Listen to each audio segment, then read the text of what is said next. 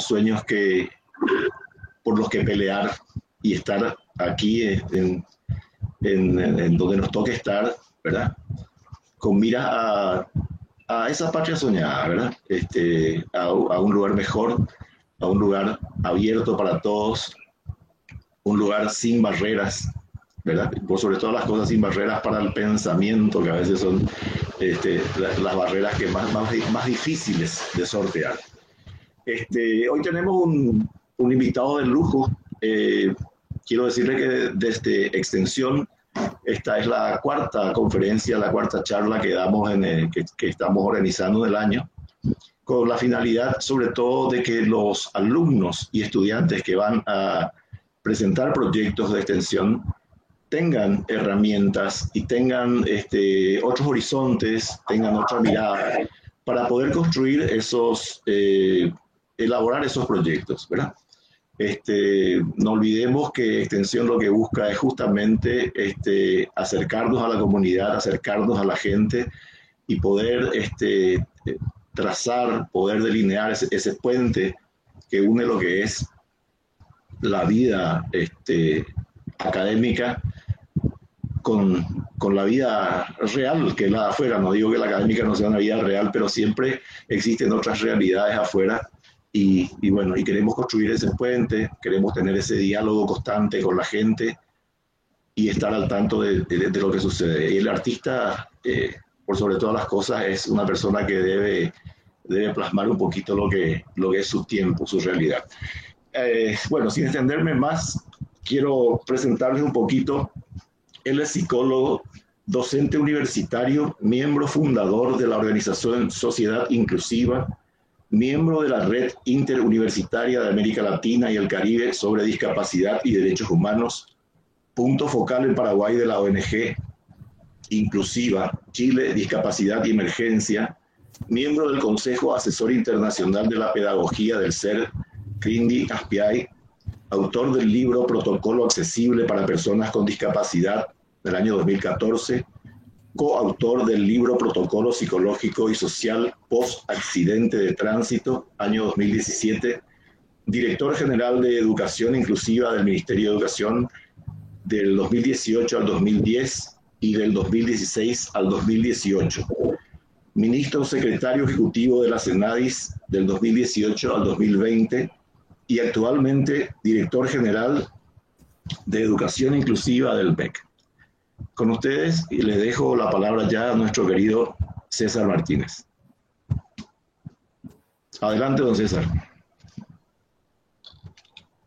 Muchas gracias, director Tuga Ramírez, como decimos los que te conocemos hace años. Gracias por tu amistad y tu respeto, tu cariño. Lo mismo a la colega Ruth Fleitas y a todos los que están presentes aquí por la invitación. Realmente es un honor siempre estar en la academia, como yo digo. Entonces, y la academia tiene una responsabilidad en el tema de una construcción de un Paraguay más inclusivo.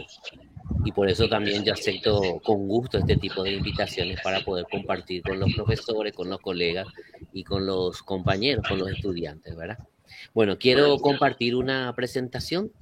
A ver si me permite este sistema de compartir una ventana. Vamos a ver. Ahí me señalan si es que ya ven porque yo ya no me veo. Ahí creo que ven la pantalla, ¿verdad? Sí, estamos viendo. Bueno, yo quería compartir con ustedes en esta noche el tema de inclusión, cuando nosotros pensamos que es como que muy nuevo, recientemente se está hablando mucho de inclusión, etcétera.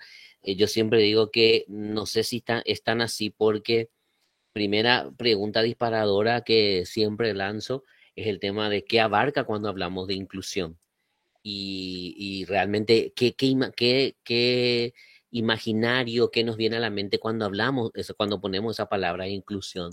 Inclusive me animo a compartir con ustedes un pensamiento del profesor Aldo, que es el Centro Latinoamericano de Inclusión que está en Chile.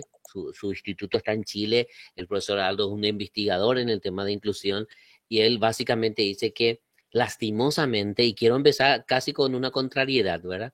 Lastimosamente tenemos que hablar de inclusión porque quiere decir que el propio sistema o la sociedad está incluyendo.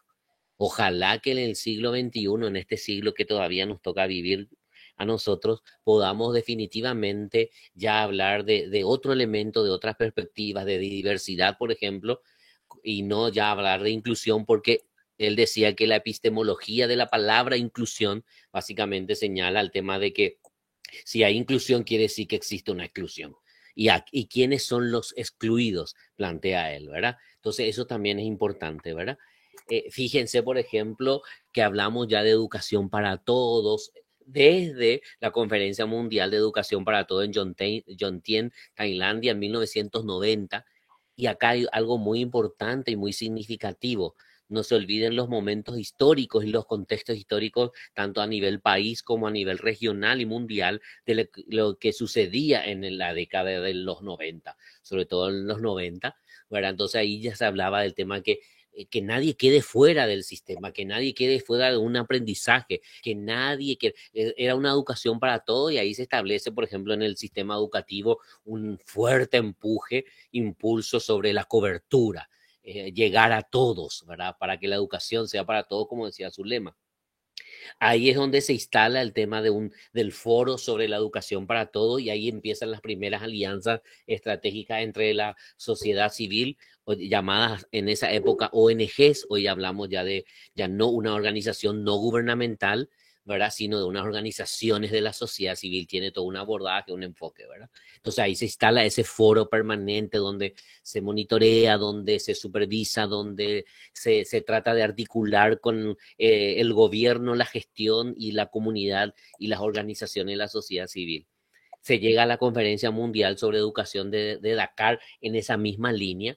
No puse en esta apariencia el tema del salto, diríamos, por así decirlo, cualitativo que hace las conferencias mundiales ya en el 2008, cuando definitivamente el único tema que instala como las conferencias de educación habla de educación inclusiva como un desafío del milenio.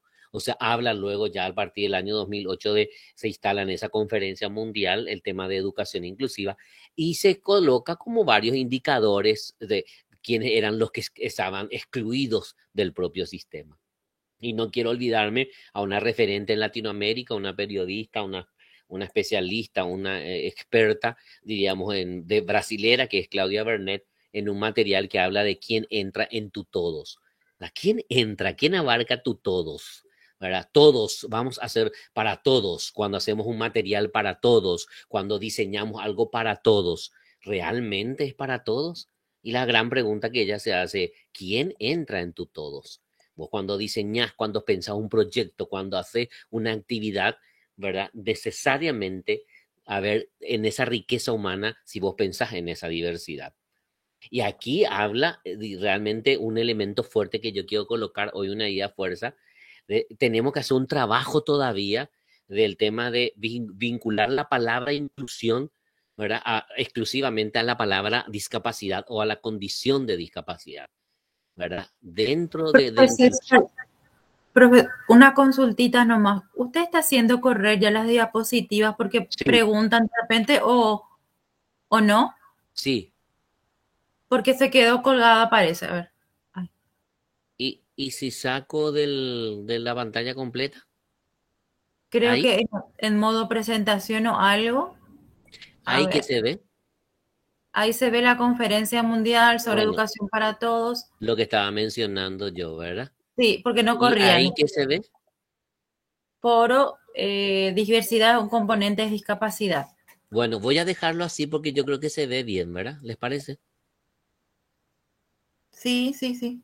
Porque ahí sí corre. Gracias, profesora Ruth, por alertarme de eso, porque yo pensaba que estaba corriendo la transparencia. Gracias.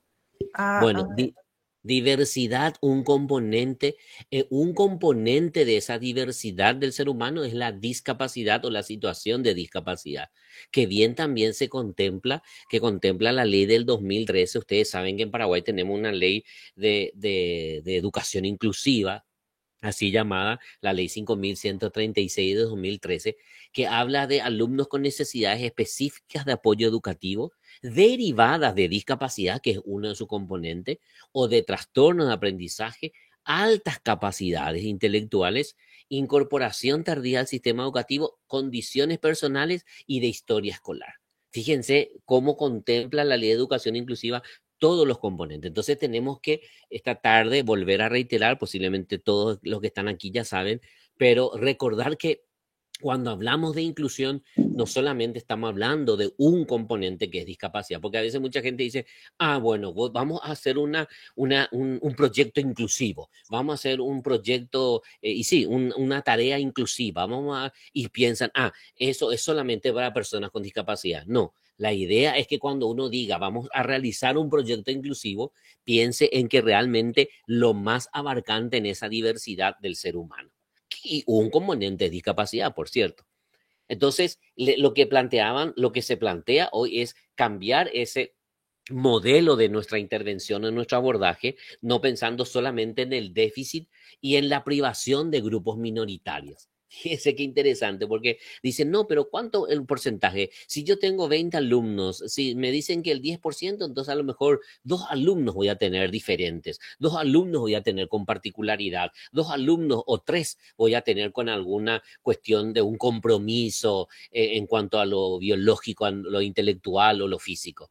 En cambio, desde el nuevo paradigma de la aceptación de la diversidad y del abordaje de la diversidad, si vos tenés 28 alumnos, si tenés 30 alumnos, vos tenés 30 situaciones y condiciones personales. Ahí está la diversidad. Y el arte ayuda para eso. Realmente el tema cuando hablamos de creatividad, de innovación, de soltar el potencial que cada ser humano tiene como único e irrepetible en su historia, estamos hablando de justamente este paradigma de aceptar esa diversidad. Entonces, eso es lo que se tiene que ir instalando a medida que se instale en la academia, a medida que se instale en el sistema educativo, va a ir instalándose en una sociedad más inclusiva, ¿verdad? Entonces dice el profesor Aldo Campo de este centro latinoamericano que le hablé en el 2012, decía, la diversidad es propiedad intrínseca de todo ser humano y de la experiencia educativa. O sea, eso no tendríamos que estar, no tendría que estar lastimosamente en el debate, no tendríamos que estar planteándonos eso hoy, pero bueno, lastimosamente porque se estableció una cuestión homogénea, una cuestión estándar, una cuestión de unos cuadrados que nosotros establecíamos como baremos y como parámetros, decían no, pensemos que la diversidad es propiedad intrínseca de todo ser humano. Y eso hay que trasladarlo a la experiencia educativa. ¿Cómo vamos a trasladarlo? Estamos hablando del diseño universal de aprendizaje, estamos hablando de un enfoque desde ese diseño, etcétera, donde se abarca múltiples formas. La palabra fuerza del diseño universal es las múltiples formas de presentación, las múltiples formas de expresión, de presentación, inclusive de contacto, ¿verdad?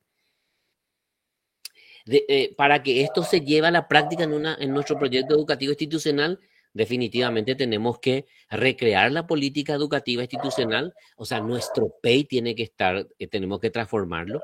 Debemos examinar, y hay una palabra fuerza también acá, examinar y reexaminar a fin de que nos permita reconocer los marcadores que producen la desigualdad. Fíjense cómo en esta frase nosotros ya nos situamos, y este es el nuevo paradigma, nosotros ya nos situamos el problema, entre comillas, la condición o la situación en la persona. La persona tiene una particularidad, la persona presenta una particularidad. Lo que este paradigma te plantea es que tenemos que reexaminar los marcadores, dice. O sea, es esos, aquellos puntos que producen esa desigualdad con el otro. O sea, nosotros tenemos que modificar nuestro entorno, tenemos que ajustar nuestra forma de trabajar, en el diseño de nuestro planeamiento, del abordaje con el otro, para identificar esos marcadores que producen esa desigualdad para que seamos iguales en derecho, iguales en oportunidad, pero respetando esa diversidad, esa particularidad. Partimos de un 180 grados desde de nuestra didáctica, por así decirlo, ¿verdad? Entonces, el desafío de la educación del siglo XXI es de calidad y eso nadie puede discutir a esta altura, digo yo. La educación del siglo XXI, si no se puede hablar de calidad de la educación si no es inclusiva. Y deberá necesariamente abandonar el concepto de igualdad, pero de igualdad pensando en la homogeneidad. Demasiado gusto lo da gusto cuando todos los alumnos responden de la misma forma, cuando todo el mundo está sentado. Lo homogéneo, pues, a lo mejor está en nuestro, ¿cómo se llama esto? En nuestro confort, ¿verdad? En nuestro eh, sistema, o sea, es más cómodo, ¿verdad? El tema de la homogeneidad, pero había que afianzar el tema de equidad. ¿Y qué es equidad? Hablando mal y pronto, posiblemente una definición rápida de equidad es darle a cada uno lo que realmente le corresponde, lo justo, lo que a cada uno, por eso decimos la competencia de cada uno, la habilidad de cada uno, detectar esa habilidad que tiene esa particularidad del sujeto. Hay nuevos códigos de actuación sobre la dignidad y la autonomía del sujeto de derecho. Esta es otra idea fuerza. ¿Tenemos que cambiar nuestros códigos? Sí. Tenemos que posiblemente ir cambiando nuestros códigos por el tema de la actuación sobre la dignidad y otra palabra fuerza, autonomía. La autonomía del sujeto de derecho, que bien lo manejamos todos, ¿verdad? Entonces hay que ordenar el sistema en esa línea, incrementar la calidad de los procesos académicos.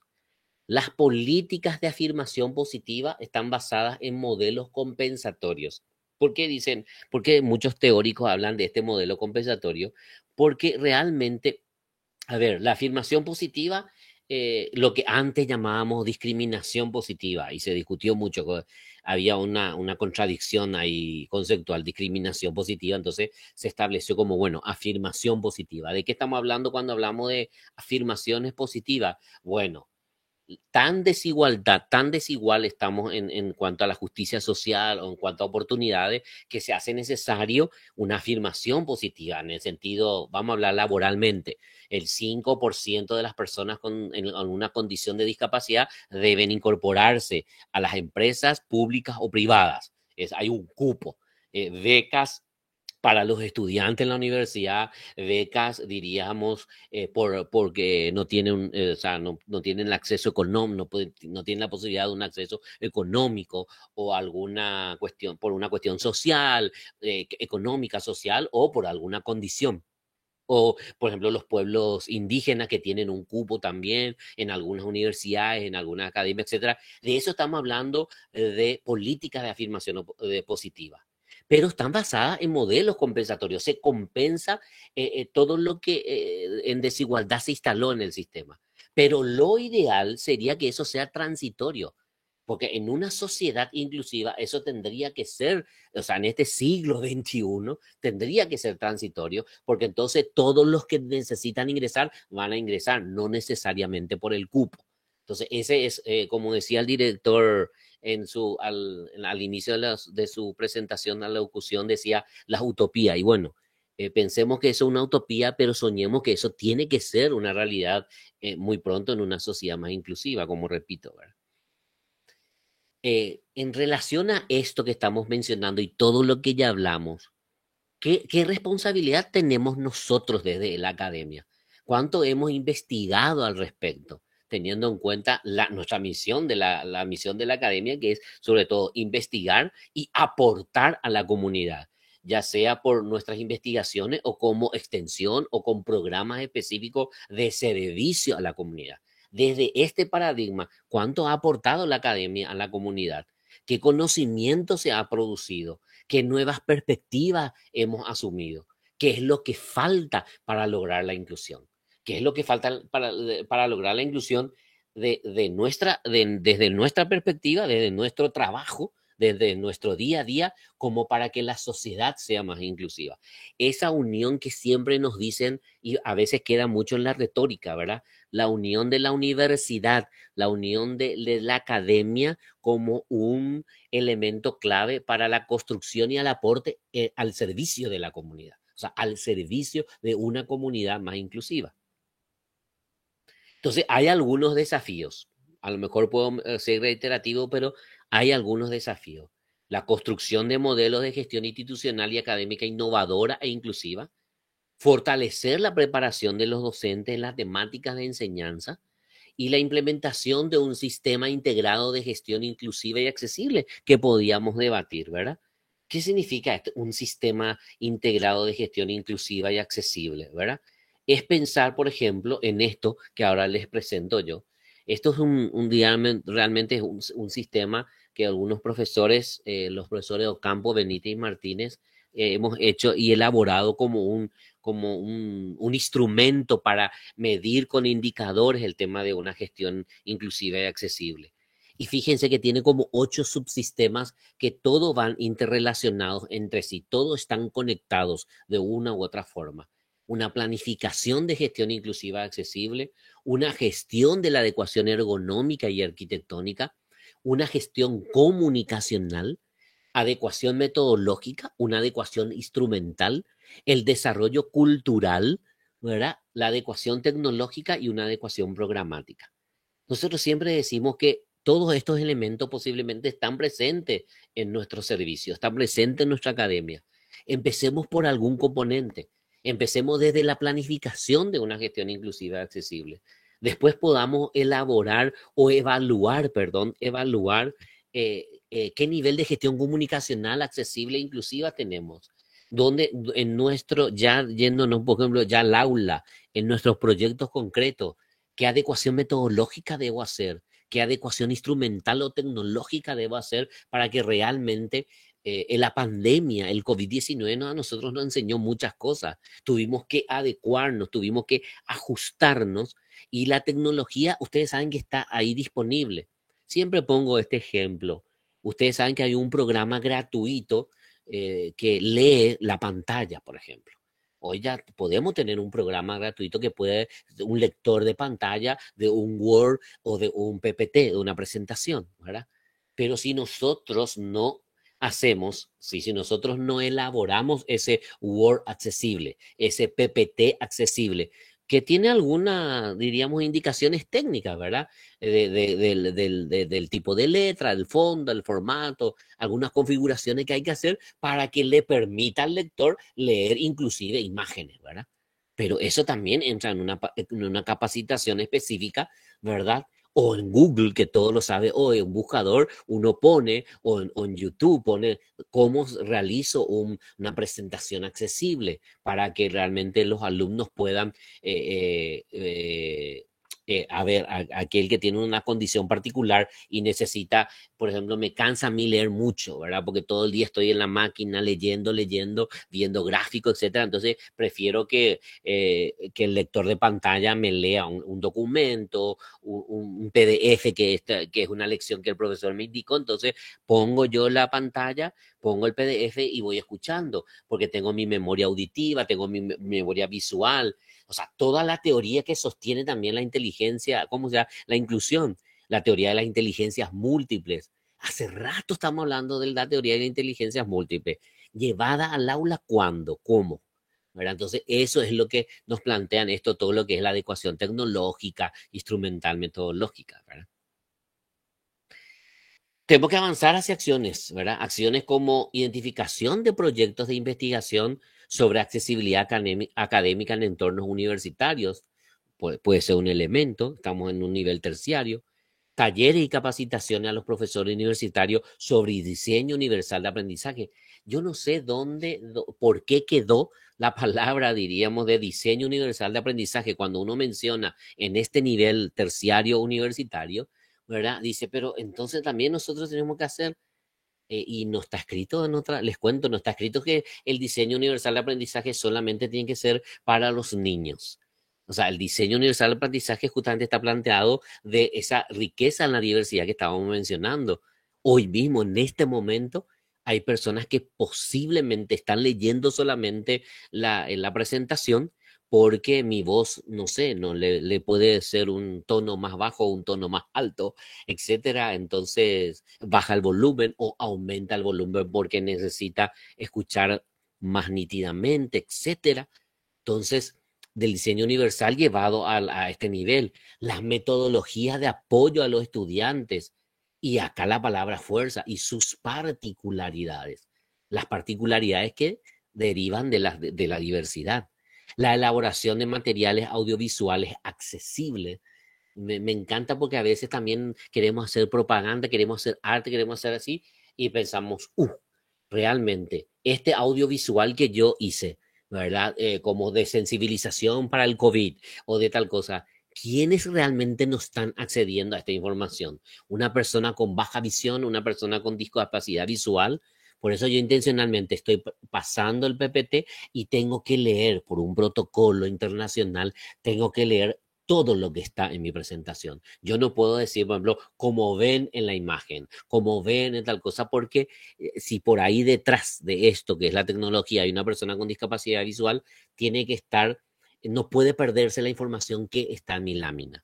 Una elaboración de materiales audiovisuales accesibles. Y una palabra fuerza y muy importante, y sobre todo en este momento, sobre todo en la gestión que estamos hablando hoy, están defendiendo varias instituciones su presupuesto, el presupuesto visible en las acciones de accesibilidad universal. Cuando yo hago un proyecto, ¿verdad? Lo que sirve para todos, lo que sirve, inclusive dicen algunos, si yo pienso en esa diversidad, tiene que servirle para todos. Por eso decía, ¿quién entra en tu todos? Y ese presupuesto tiene que estar visible. Significa, esto yo voy a invertir en este material accesible. Esto yo voy a invertir en este ajuste ergonómico que yo voy a hacer, en este ajuste de mis materiales. Para entregar un material, un pincel, necesito una brocha un poco más gruesa o un mango más grueso porque hay una motricidad fina que me está faltando. O sea que, perdón, que la persona tiene una condición de un déficit de motricidad fina, etcétera. No quiero ir en los términos patológicos, ¿verdad? Entonces, veo nomás esa particularidad y digo, necesito visibilizar ese presupuesto, necesito la brocha más grande, el tema más grueso, el lápiz más grueso, el tamaño más grueso, etcétera, etcétera. Son esas particularidades, inclusive, que tienen que estar visibles en el presupuesto, ¿verdad? Bueno, y por ahí quiero terminar esta primera parte, ¿verdad? Porque también, a ver, tengo un pensamiento que quería compartir con ustedes. Definitivamente tenemos que instalar la reciprocidad como única estrategia de la convivencia humana, donde definitivamente nadie quede fuera y hasta que la inclusión y la accesibilidad se hagan costumbre, ¿verdad? Y acá hablo de la reciprocidad porque me encanta un pedagogo uruguayo que habla de la pedagogía de la reciprocidad y él sostiene, ¿verdad? Que la pedagogía de la reciprocidad significa que definitivamente cambia el rol del docente en relación a su educando, ¿verdad? Y lo hace en una pedagogía recíproca que es que le interpela. Hay una interpelación recíproca, ¿verdad? Ese es él, mal y pronto habla de esa pedagogía de la reciprocidad, el feedback que hay que hacer, pero más que feedback es interpelar. Yo doy un conocimiento, voy practicando, voy asumiendo la transmisión de un conocimiento o en una práctica o un proyecto que aplico, ese proyecto que aplico, ese conocimiento que transmito, ¿verdad? En el otro, al devolverme, me debe interpelar. Yo no puedo quedarme en el mismo lugar, ¿verdad? En mi zona de confort, si me interpela, ahí hace el efecto que yo quiero, esa pedagogía de la reciprocidad. Entonces, esa es la corriente, ¿verdad? No sé si por aquí ya hay hasta algunas preguntas porque quiero presentar otra presentación, profesora Ruth, o cómo hacemos. Me gustaría que algunos estudiantes o compañeros docentes que estén hoy los interesados, si quieran hacer alguna acotación, alguna consulta al profe César, dejamos abierto el micrófono, ¿sí? Interesante, esas palabras fuerzas me encantaron, ¿verdad? Y la realidad de lo que nosotros venimos peleando con el tema de inclusión, pero ya deberíamos pensar en diversidad, ¿verdad? No instalar el tema de inclusión. Me encantó ese aporte. Bien, dejamos un poco abierto, por favor, alguna pregunta, consulta, comentario al respecto para pasar a la segunda parte. No veo nada en el chat. O sea, por lo menos parece que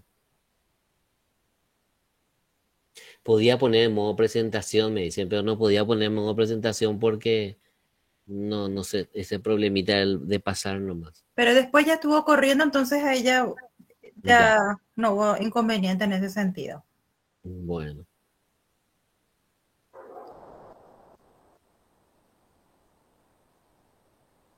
Entonces, seguimos con la segunda parte, entonces, profesor. Bueno, no, lo que yo quería también, y ahora ya es mostrarle algunas cuestiones más prácticas, sobre todo de la diversidad o si no de discapacidad directamente de un componente. Fíjense, por ejemplo, a ver si me permite compartir esto, sí. Esta segunda parte, yo quería hablar de lo que un componente que era discapacidad. Ahí se ve, ¿verdad?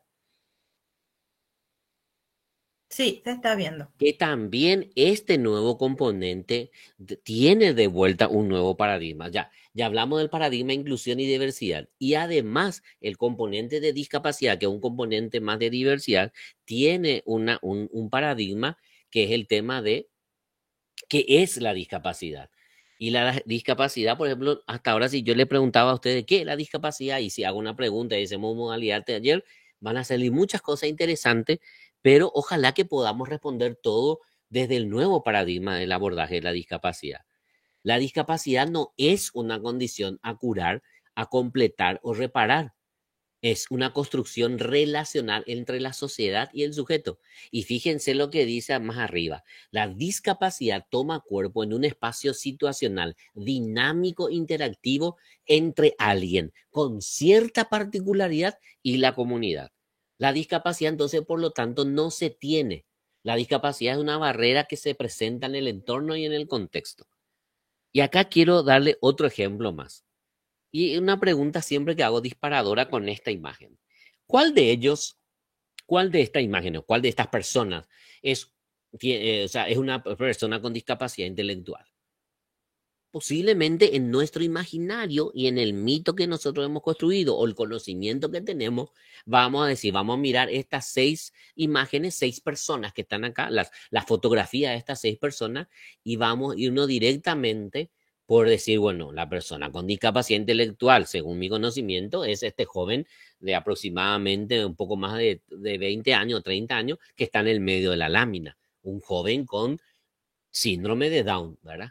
Pero después tenemos a mi derecha una joven, ¿verdad? Con un anteojo. Ah, bueno, puede ser también porque viste que usa anteojo. Bueno, pero después tenemos una imagen ahí arriba de otra chica, de otra joven que no está mirando algo, está sin.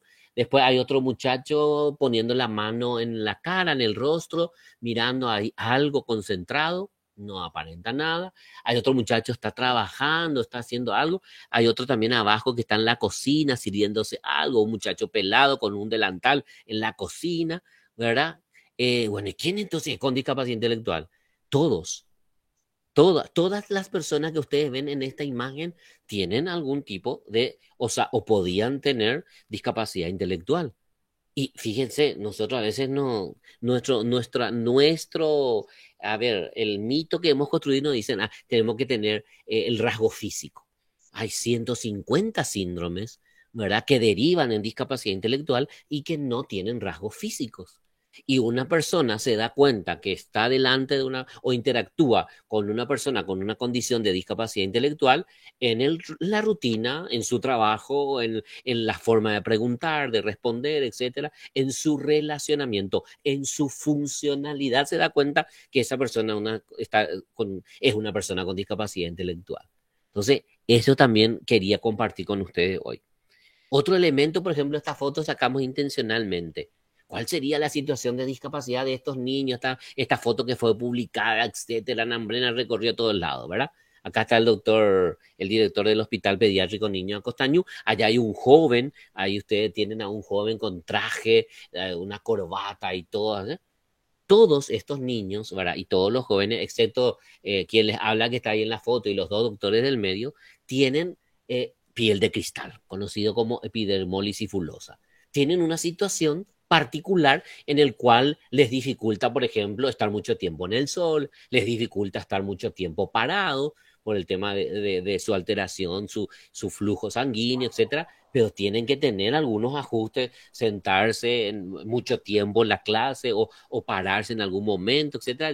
Ustedes dicen, por eso yo digo siempre derribar ese mito de decir, no, pero no parece. frases célebres terroristas que a veces solemos escuchar. No parece que es una persona con discapacidad, parece que se hace, parece que no es. ¿Por qué? Porque a nosotros, lastimosamente, digo yo, solamente nos hemos quedado con estas siguientes imágenes que yo acabo de presentar. Que si una persona viene usuaria de silla de ruedas, ah, sí, es una persona con discapacidad. Si ve a una persona con bastón o con un andador, ah, sí, es una persona con discapacidad o con un bastón blanco, ¿verdad? Y por eso yo digo, las condiciones, las particularidades y la condición de discapacidad es mucho más marcante que estas tres últimas imágenes que le presenté. Acá quiero hacer otro juego con ustedes, ¿verdad? Fíjense lo que estoy diciendo. Naciones Unidas hoy reconoce que el 15% de las personas en el mundo, el 15% de la población, sí o sí tienen alguna condición o alguna situación de discapacidad. Coloqué esta imagen intencionalmente porque a veces lo utilicé también en otro curso. Esto en un tinglado, esto es un tinglado, la imagen de abajo es un tinglado con las máquinas ya de votación, las máquinas electrónicas de votación y la gente en el patio caminando y todo. Si uno mira así, dice, pero acá no hay ni una persona con discapacidad, teniendo en cuenta la imagen anterior. También en la lámina superior están personas, hombres y mujeres, parados en la fila, chateando, usando su chat, hablando por teléfono, otros mirando a lo lejos, pero todos ahí en la fila, no hay ningún usuario de bastón, silla de ruedas ni nada. Entonces decimos, ¿y alguna persona con discapacidad? Y está, posiblemente, no va a tener nomás el letrero o la etiqueta que soy una persona con discapacidad y tal cosa. Pero 15%, si acá hay 500 personas en esta imagen de abajo, saquen el cálculo matemático que 15% de las personas que están ahí tienen algún tipo, una condición de discapacidad, ¿verdad? Y quiero terminar con algo. Las dos preguntas clave que habla el protocolo accesible para personas con discapacidad. Si yo estoy ante una persona, si yo ya no hice, posiblemente yo ya hice el diseño universal en mi planeamiento, en mi proyecto inicial de trabajo, yo ya hice pensando en todo ese discurso que tenemos de pensar en todo. De igual forma, tan rico es el ser humano, tan rica es la diversidad del ser humano, que necesariamente posiblemente vamos a estar ante una situación que no lo vamos a contemplar.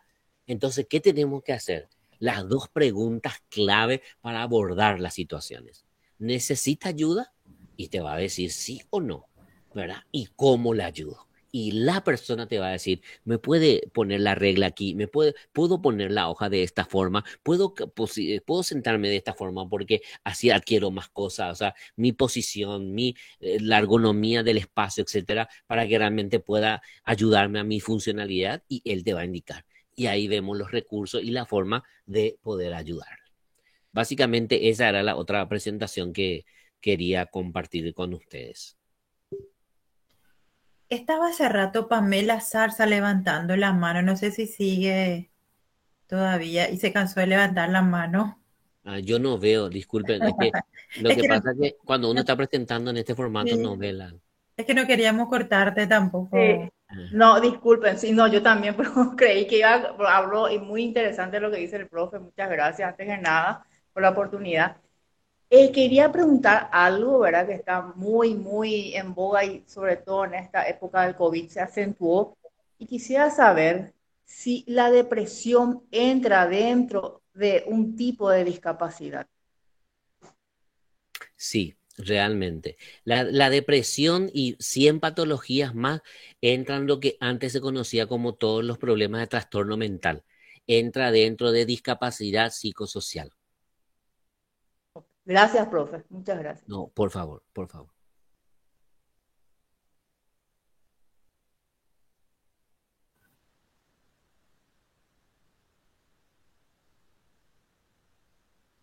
¿Alguna otra pregunta o aporte, comentario? Ahí Dejamos está abierto el micrófono. María Antonia Roja, quiere preguntarme más.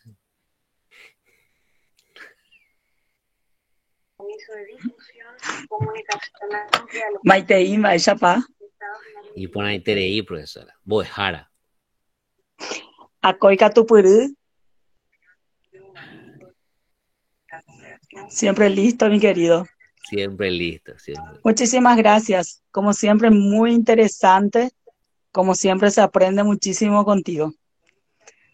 Muchísimas gracias. Gracias, profesora.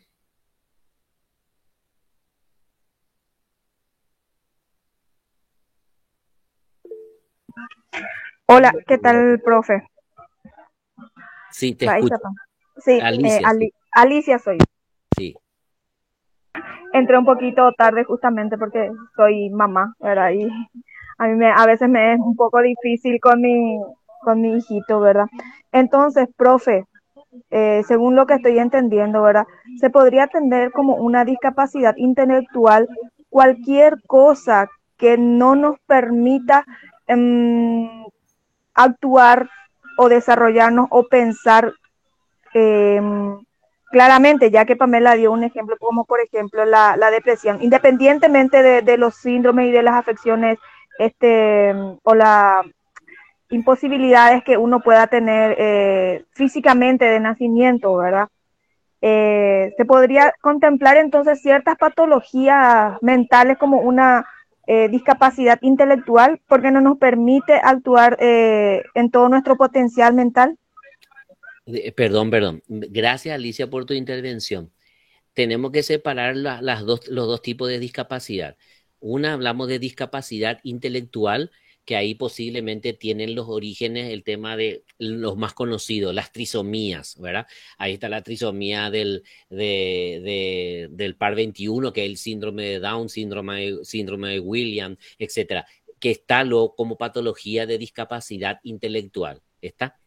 Y lo otro que vos mencionás, depresión, bipolaridad, trastorno de la personalidad, las fobias, hidrofobia, claustrofobia, etcétera, eso entra en discapacidad psicosocial, que algunos todavía le siguen llamando trastornos o mentales, trastornos mentales, pero hoy nosotros ya le llamamos la discapacidad psicosocial. No sé si está claro los dos campos que Sí, son diferentes. sí, entiendo perfectamente, profesor. Entonces, podríamos entender también que ciertas actividades o ciertas cosas que pueden incidir de alguna forma para que uno pueda entrar dentro de lo que es una discapacidad Capacidad psicosocial. psicosocial. Exactamente, un duelo no superado, una crisis. Hoy tenemos todo el tema de toda la secuela que vamos a tener post-COVID, los trastornos de ansiedad, los trastornos de las intolerancias, las frustraciones, etcétera. Todo eso que se va a generar como un problema de salud mental, va a entrar todo dentro posiblemente de discapacidad psicosocial que va a ser posiblemente generar motivación para no trabajar, motivación para no estudiar, alteración en lo funcional con la familia, generar conflicto, etcétera.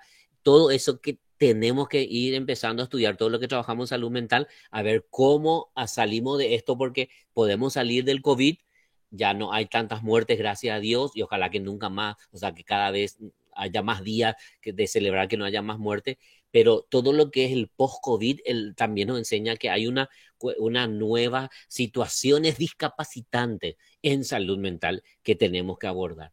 Acá hay una pregunta, dice profesor César, ¿cómo quedó la definición? ¿Personas con discapacidad o personas con capacidad diferente? Quedó la definición a partir de la convención del año 2006 y la ley 3540 del 2008, que Paraguay ratifica la convención por una ley, queda como personas con discapacidad.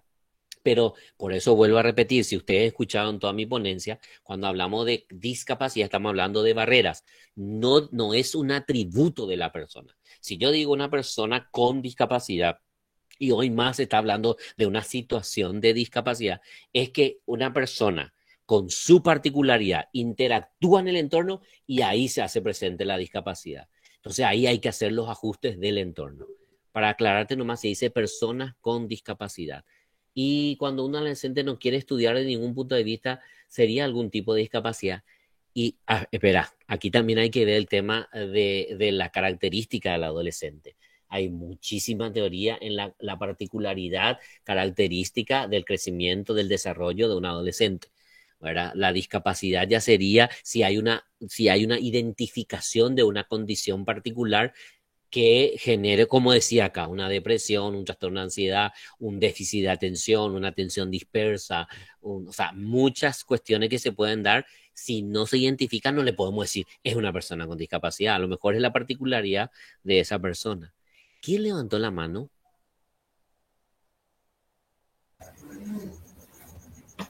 Alguien levantó la mano. Permiso, yo levanté la mano. Y dice desconocido nomás, por eso nomás. Ya, Luis Villalba. Luis Villalba. Hola, el desconocido Luis Villalba. Gracias, Luis. Se entendió perfectamente, profesor, que realmente toda persona, ¿verdad? Con ciertas características personales y con su interacción en un entorno excluyente, presenta algún tipo de discapacidad. Eso quedó muy claro como definición. Yo creo que todo eso llevamos ya como un principio básico a considerar. Lo que sí querría, ¿verdad? Es si podría profundizar entre no sé si diferencia o definición en lo que hace a inclusión y fundamentalmente inclusión y este, adecuación al medio físico exclusivamente, en lo que sería ya la adaptación a lo eminentemente físico, que nos lleva a otro tipo de definición, ¿verdad? A ver, quiero entender tu pregunta. Cuando hablamos de inclusión, estamos hablando de reconocer la diversidad. No sé si Exacto. quedamos ahí. Entonces, tendríamos que plantearlo todo lo que para que entre todo en nuestro todo. ¿Te acuerdas que dijimos la diversidad? Pero Es tan muy rica, genérico. Y la tan rica accesibilidad es lo que querría separar, profesor. claro, la accesibilidad es cuando, Ujú. claro, la accesibilidad es lo que te va a permitir llegar al objetivo.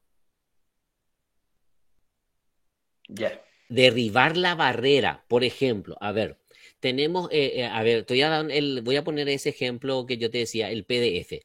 El PDF parece un material lindo que puede ser leído por un lector de pantalla. ¿Te acuerdas del ejemplo que di esta noche, verdad? Si Totalmente. el PDF está lindo, pero no permite que lea el dispositivo, el lector de pantalla, no es accesible.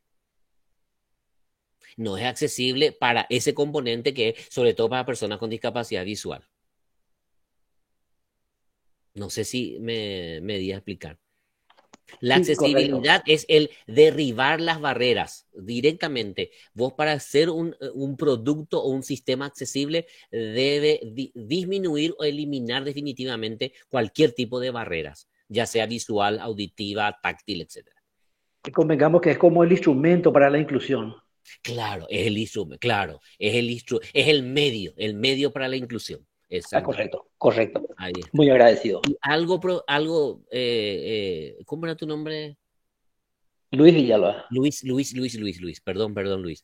Luis, algo que dijiste fundamental y creo que los otros colegas también dijeron, la clasificación internacional del funcionamiento, que es un poco, a ver si me permiten, este librito que tengo acá en mi mano, este librito que es la clasificación internacional del funcionamiento de la discapacidad y la salud, que es diríamos, un clasificatorio de la Organización Mundial de la Salud, nos dice claramente que cuidado cuando vamos a evaluar o cuando vamos a identificar estas barreras del entorno, tenemos que tener en cuenta la cultura para poder codificar o para poder poner una persona con discapacidad. Por ejemplo, yo siempre doy un ejemplo así práctico. Acá dice que las personas a ver, la higiene diaria o el tema del hábito, ¿verdad? Del baño. ¿Cuántas veces uno toma baño en el día? Y dice, según la cultura, esto es 3 veces. Ah, no puede ser 5 veces, 3 veces, y no, a veces una vez nomás. Hay otros países que solamente toman un baño o a la mañana o a la noche y no necesariamente 2 veces o 3 veces. Entonces ahí uno puede decir, ah, es una persona con discapacidad, tiene algún trastorno, pues hay que tener en cuenta la cultura para poder, sobre todo, describir esas cuestiones. No sé si se quedó claro ese tema, ¿verdad? Correcto. El paraguayo, por ejemplo, tenemos varias cuestiones culturales que si nos tipifican a nosotros podemos quedar. El tema de llegada tardía, por ejemplo, ¿verdad? No podemos codificar el tema de que sí tiene algún tipo de discapacidad porque hoy empezamos 10 minutos tarde, inclusive lo hacemos ya en forma irónica. Vamos 10 minutos de tolerancia y sabemos que está mal, porque dijimos 18 y 18 teníamos que empezar, por ejemplo. pero que ya está culturalmente aceptado esos 5 o 10 minutos de tolerancia. Entonces yo no puedo codificar eso como persona que no respeta el horario, persona con discapacidad. ¿Entendés? Ahí Miguel Gómez también levantó la mano.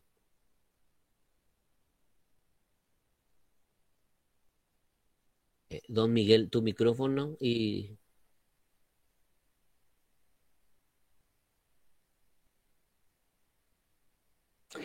Don Miguel. Allí parece que está ya mi... Ahí, ¿Qué ahí. tal, César? ¿Cómo está? ¿Qué No tal? sé si me ubicas. Y por tu voz parece que te ubico, ¿eh? Sí. César, ¿sabes cuál es mi pregunta y mi interés? En el sistema de evaluación, uno tiene que ser flexible, en este caso, ¿verdad? Cuando hablamos de diversidad. Y las llegadas tardías también deberían ser, en muchos casos, o sea, ser flexibles también los profesores. A ver, no sé si te voy a responder. Me encanta porque ahora el nuevo paradigma plantea algo. Ya, a ver cómo te voy a decir.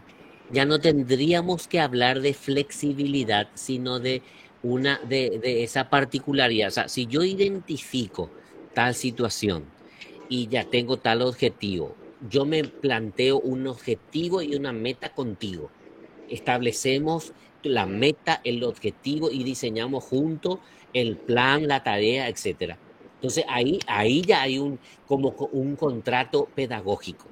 Y ese contrato pedagógico se hace desde tu particularidad, desde tu competencia y de los objetivos mínimos que tendríamos que lograr contigo. Y yo voy a hacer un diseño diseño universal de evaluación, inclusive hablamos, ¿verdad? O sea, pensar cómo yo voy a evaluarte, qué metas te voy a poner, qué indicadores te voy a colocar, respetando tu particularidad, y ahí tenemos que llegar. ¿Me explico? Porque Sí, si sí. yo otra vez por encima de eso te digo, a ver, Miguel, vamos a hacer este contrato pedagógico contigo. Vamos a construir juntos, ¿verdad? El tema con el apoyo, etcétera. Vamos a hacer estos ajustes, se llama ajuste razonable, adecuación del tiempo, adecuación del trabajo, de la forma de presentar, pero yo establezco ya contigo. Si al establecer eso contigo, de acuerdo a tu competencia, vamos desarrollando y después voy a decir, no, pero yo realmente no me quiero ir, no quiero, cuidado con eso porque entonces eso no es flexible, eso ya es otra cosa y no es flexible. ¿Me explico? Sí, sí. La flexibilidad Espectacular. Sí. la flexibilidad se da desde el diseño, desde la construcción del instrumento, ya tenemos que ponernos de acuerdo y cumplir ese contrato, ¿verdad? Exacto, así mismo pienso. Dale, gracias, Miguel. Gracias. Gracias. Gracias a vos. Las redes sociales entonces pueden jugar un papel importante en la discapacidad intelectual social por los estereotipos de consumición. Claro, claro, impuestas por las plataformas sociales. Sí, realmente el tema de discapacidad psicosocial. Nosotros en Paraguay no tenemos todo lo que lastimosamente no se pudo sacar el tema a ver, como el tema de la ley de comunicación, de qué da en la televisión, el tipo de noticieros que dan, el tipo de noticias que en otros países está prohibido, por ejemplo, etcétera. Entonces, hay que trabajar todavía, y sobre todo en las redes sociales, el tema de cuidar nuestra salud mental, ¿verdad? Profesora Rupp, no sé si quedamos por aquí, ¿qué les parece? Sí, no hay más nada que consultar o aportar. Yo creo que es muy, muy valioso todo lo que pudiste compartir hoy con nosotros, profe César. Más que agradecida en este sentido y por sobre todo ya una nueva mirada y un nuevo enfoque otra vez que nosotros estamos aprendiendo hoy día, ¿verdad? Entonces, me gustaría que el director pueda dar un poco algunas palabras de cierre, agradecerte por tu tiempo. Yo creo que no va a ser la primera ni última vez, César, porque nos dejaste con muchas ganas, ¿sí? Hay muchas cosas así que nos quedaron haciendo ruidito. Hay mucho pendiente cuando hablamos nosotros del tema de inclusión y más todavía si queremos abordarlo desde la mirada de la diversidad, ¿verdad? Nosotros planteamos acá como proyectos enfocados desde la dirección de extensión, pero viste, salió cuestiones que tengan que ver con estructuras edilicias, salió cuestiones que tienen que ver con evaluación, o sea, tenemos dentro del ámbito de la educación un abanico de de cómo conjugar todo esto en nuestro quehacer diario, ¿sí? Gracias, profe. Gracias, profe Ruth. Bueno, muchas gracias, César. Gracias a todos los que estuvieron participando, a todos, a todas. Como dice Ruth, realmente acá esto sirvió como un disparador. Yo creo que a muchos nos va a servir para digerir un poquito todo lo que dijiste y quizá de ahí surjan más cuestionamientos. Y yo estoy seguro que vos estás dispuesto a seguir con este tipo de charlas. Sos un gran amigo, no solamente personal, sino un gran amigo de Bellas Artes. Ya contigo hemos firmado un convenio cuando estabas como secretario ejecutivo. Sé cómo pensás en lo que es la inclusión, en lo que son las artes. Así que te agradezco mucho, César, te agradezco mucho, agradezco a todos y vamos a seguir en contacto, seguro. Dale, un fuerte abrazo y realmente un placer. Gracias, director Ruth, y a todos los que estuvieron presentes, a los colegas. Un fuerte abrazo y a las órdenes para el paciente. Gracias, muchas gracias. Muchas gracias. Hasta luego, gracias a todos. Muchas gracias, muchas gracias. Gracias, César, por todo. Gracias, Miguel. Saludos. Gracias.